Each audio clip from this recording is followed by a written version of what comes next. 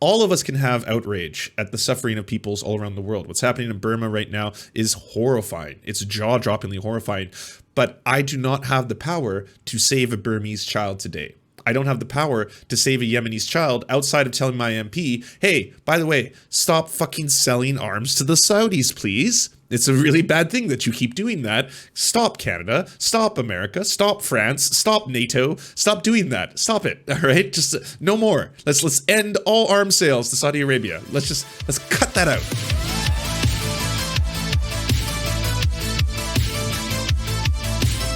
All right. We're going to talk about AOC. We're going to talk about AOC, and we're going to talk about the child getaway camps of Biden a little bit, and talk about the differences between the Biden and the Trump administration, as well as the ongoing horror show that is the U.S. border at the moment. You and your colleagues may say 2.25 trillion is a starting point, but this needs to be a bigger bill. This needs to get larger. Congresswoman Alexandria Ocasio-Cortez went on MSNBC to critique Joe Biden's infrastructure plan. Oh, this is not the right clip. Good job, Lance. Good job. Killing it. Totally prepared for today. Oh, this is not even a boomer moment. This is worse than a boomer moment. Oh, here we are. Our current processes and the current way that the administration, or that many administrations try to find these kids' families, is that they have to locate them. And then there is an elevated responsibility or an elevated duty to verify their identity. So that includes DNA tests, that can include other forms of documentation, et cetera. And what had happened recently with the Trump administration is that a lot of times people would come forward to claim the child in their family, and they were arrested by the Trump administration. So there's a lot of fear. In some cases, this is not in general what's going on, but this is a contributing factor. There's a lot of fear among a lot of communities about coming forward to reunite with a child. That's in some cases. In other cases, it just takes it's that elevated duty to verify identity, et cetera, can take upwards of a month. And when you have more children that are arriving unaccompanied, it creates what we're seeing in these facilities, which then HHS is not able to hold them. And then we have these complete inhumane conditions at CBP facilities and some of just the horrifying.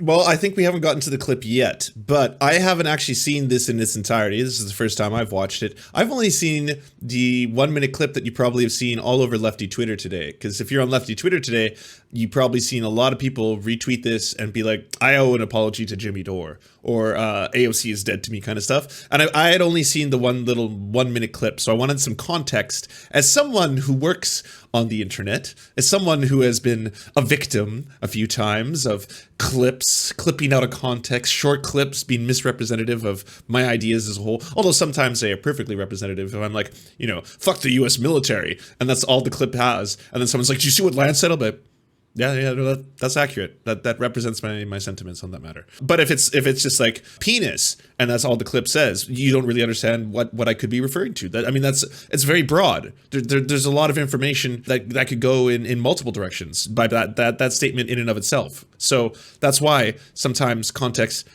can matter. We haven't gotten to the bad part yet, though. Okay, so let's just hear it. Now, the first thing I want to say is that it's a girthy the statement. fact Hopefully that this keeps happening over and over and over again is a political failure by both parties.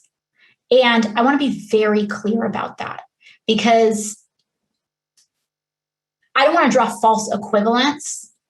What is happening here is not the same as what happened during the Trump administration, where they took babies out of the arms of their mothers and deported their families and permanently traumatized these children, some of whom we don't know will ever be reunified with their family again, which is a level of human rights violation that is just simply not the same. Both of these things are barbaric and they're wrong. But when you rip a baby out of the hands of a mother, you cannot draw the same comparison. And anyone who is trying to do that is doing a profound disservice to the cause of justice. So that's the clip. There you go. We now have the clip and the context. I'll say this. I don't really see a huge benefit at this point to being like, let's mitigate and do a little bit of PR on the behalf of the Biden administration when AOC clearly acknowledges that what's happening is horrifying, regardless. I think if you are firmly against this and you want to see an end to it as quickly as possible, that should be the focus. It should be like, this is a crime against humanity that we are all complicit in, we are all participating in it, and we need to focus and end it. Not the, well, it's not as bad as the Trump administration was. It's not as ghoulish. There are some differences. It's still horrifying and it's still a crime against humanity, but I can see some distinct advantages. I think you should be honest, intellectually honest about those kind of things. If someone asks you, is the Trump administration identical to the Biden administration? Is Blue MAGA a thing? Well, actually, Blue MAGA is kind of a thing, but the answer would be a striking no, they are not identical. Like there are clear differences. There was day one differences. It's just the Biden administration doesn't go nearly as far enough for me, right? Like having child centers with, I don't know, better paintings on the wall doesn't change the fact that they are essentially child internment camps. That the better paintings are nice, but still, it's the lesser of two incredibly bad situations. But this is what AOC has been getting flack for. I want to point a few things out quite correctly before we look at the footage. Migrant children at the border are still being separated from relatives for weeks under the Biden administration. The Biden administration is still sheltering children separated from close family members in federal facilities for weeks on end, something immigrant advocates and attorneys had hoped the new administration would resolve by now. The Biden administration officials have signaled that they are pivoting away from the Trump administration policies that say they were inhumane towards migrants, especially children. But as federal agents grapple with a rising influx of unaccompanied immigrant children at the U.S.-Mexico border, what to do with the children who come with an adult who is not their parent is becoming a rising concern.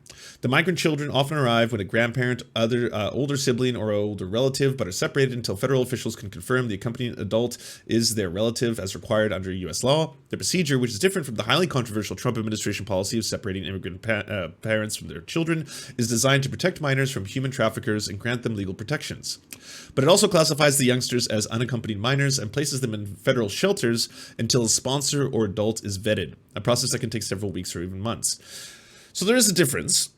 But they're both horrifying, is kind of the point here. And because I guess AOC pointed that out, that, hey, by the way, we should just take a second to step back. I understand why people take umbrage with that. I personally do as well. I don't think now is a time where we have to say we're doing better than before, but both cases are absolutely horrifying. And both cases are things that we should not in any way be doing. Though not as dramatic as Trump's administration-era family separations, which unleashed the fears backlash, separating children from close relatives could be equally detrimental, says Lisa Coop, Associate Director of Legal Services at the National Immigration Justice Center, a legal advocacy group that represents young immigrants. It really does look and feel in many ways like a parent-child separation. The trauma of the separation is very similar. A growing wave of unaccompanied children at the border is fast becoming President Joe Biden's first major immigration challenge.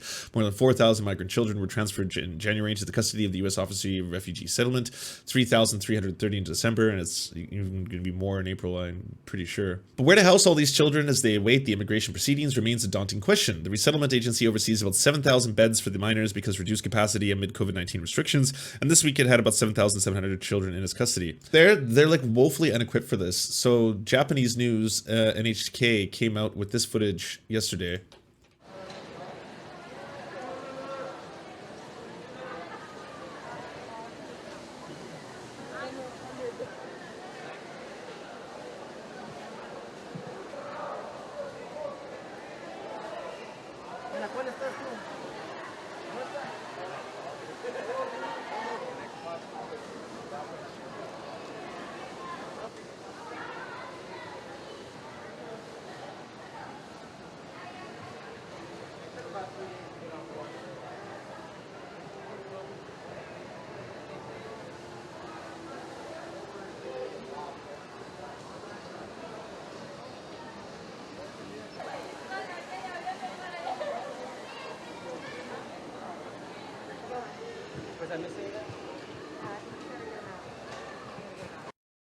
Like, it doesn't matter how you sugarcoat this. This is unacceptable. Like this is crimes against humanity. The conditions are not adequate for what I would say is considered responsible for housing children, and there's no way to look at this. Like you can't try and treat this problem by saying we're doing slightly better, or even we're doing better than the administration that came before us. That shouldn't be a talking point right now. What should be is how do we effectively tackle this immediately? We are the richest country in the world, America, the richest country in the world. From a financial standpoint, there's no obstacle that America is apparently not capable of overcoming if they want to. If they want to put their hearts towards something, right? The Biden admin to decide by Friday whether to disclose the Trump child separation documents. The materials include emails between top Trump administration officials and minutes of high-level meetings during the planning of the controversial policy. Again, like that information should be released. I would like people to have it. It should be public access. And yes, it will definitely reaffirm how unbelievably cruel that policy was, but that doesn't go towards fixing the problem. Biden brings back family separation, this time in Mexico. The U.S. agents no longer tear apart parents and children, but families are having to make painful decisions just on the other side of the border. It's something that's going to keep happening, and it's happening in higher numbers. And again, the idea that you can look upon this and say, well, they don't come. Because that is one of the official statements that has come out, both by Kamala and Biden. They both said, Joe has said publicly, don't come. That's not how you handle the situation. People are willing to risk their lives and their children's lives. Do you remember under the Trump administration when families were coming to the border and they were getting gassed? Like they were being shot with gas, and it was just horrifying. And at the time, everyone was like, how is this happening? And the Republicans were like, well, it's their fault. Like, it's their fault. Why would you bring your kids here? He's like, why would you do this? You know you're going to endanger them. And it's because you're creating the conditions that drive people to have to do this. Between the drug war and so many other causes, there's a reason why impoverished nations are rushing to essentially get their children into America. I mean, it's been that way for a long time, the American dream.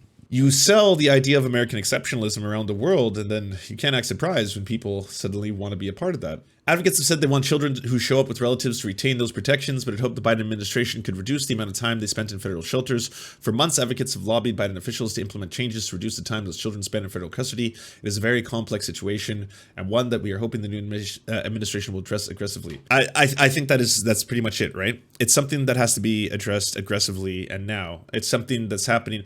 Every single one of you have the ability to call your senators, call your representatives. Guess what? This morning, I called my MP. In Canada, that's what we do. We call our member of parliament. And I did not get anything other than a machine, which is quite typical at the hours I was calling. But I left a message because there's a bill coming up in Canada. It's called Bill C-237, I believe. And it's going to implement universal basic income in the country, effectively, federally, everywhere. It's in the first phase. It's entering the House right now. So one of the things I decided to do this morning, very easy, every one of you can do, pick up a phone and call your representatives.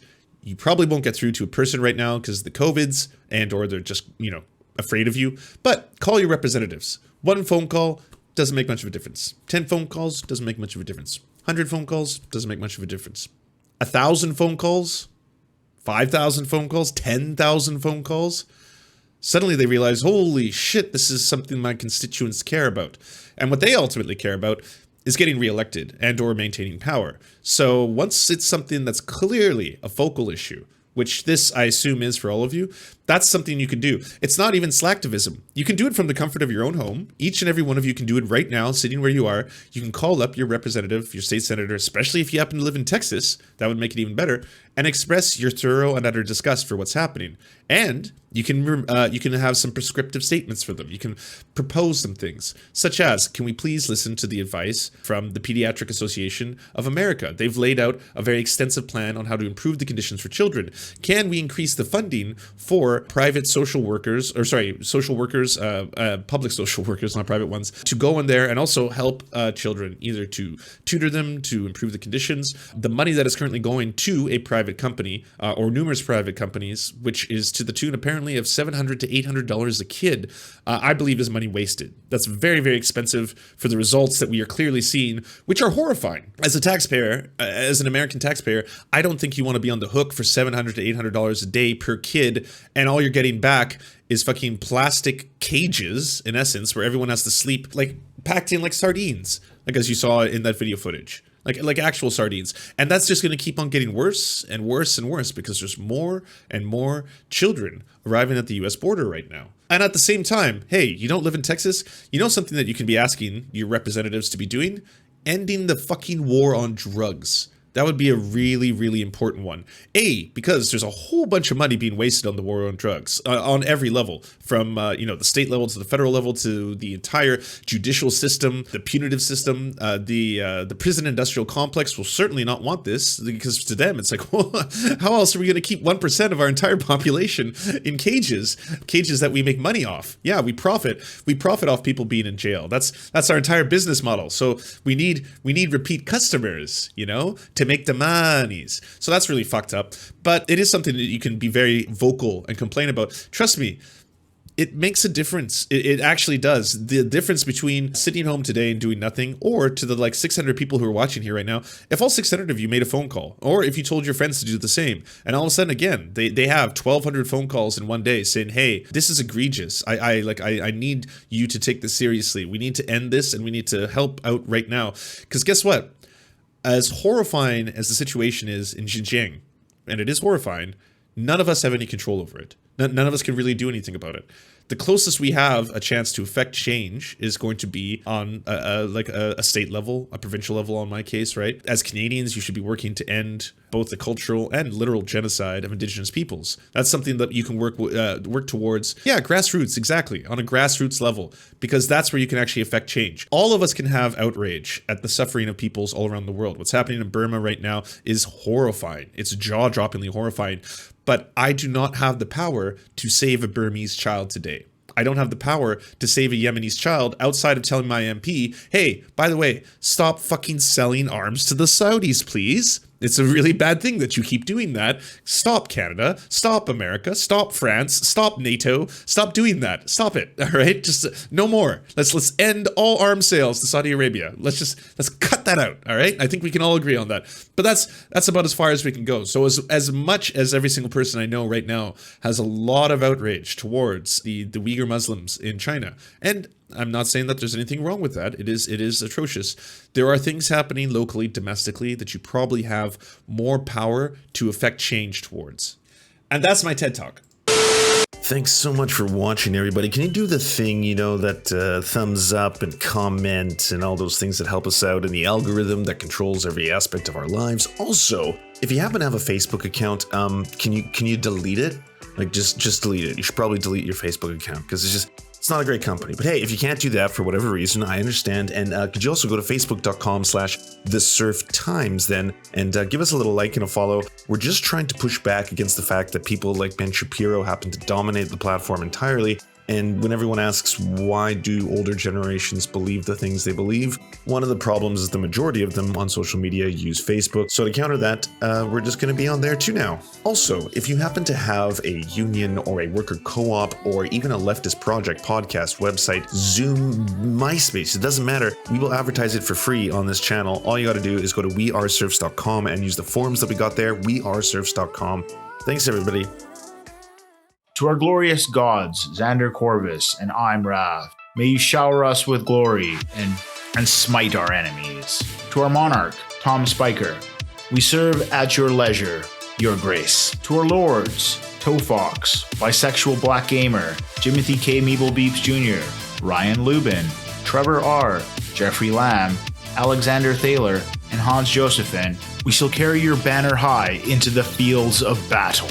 To our Knights of the Round Table, Timothy Hart, Trevor Janis, Lemmy 101, Anthropophagic, Saren 42, Chronic de Hemphog, Kale Kotka, The Great Pudini, Bone Jenny, Catherine, Radical Maniac, Ramon Acosta, Incosin, J. Fraser Cartwright, Thomas Barrington, Jimmy Bignuts, Violent Orchard, Sophie Baby, Political Puppy, Andreas Chitoro, Gufalankius, Zach Christensen, Nicholas Marks, Yopi, Josh Mickelson, Melissa Murphy, Todd Buckingham, Todd Lajeunesse, Constance Joyce Lacheris.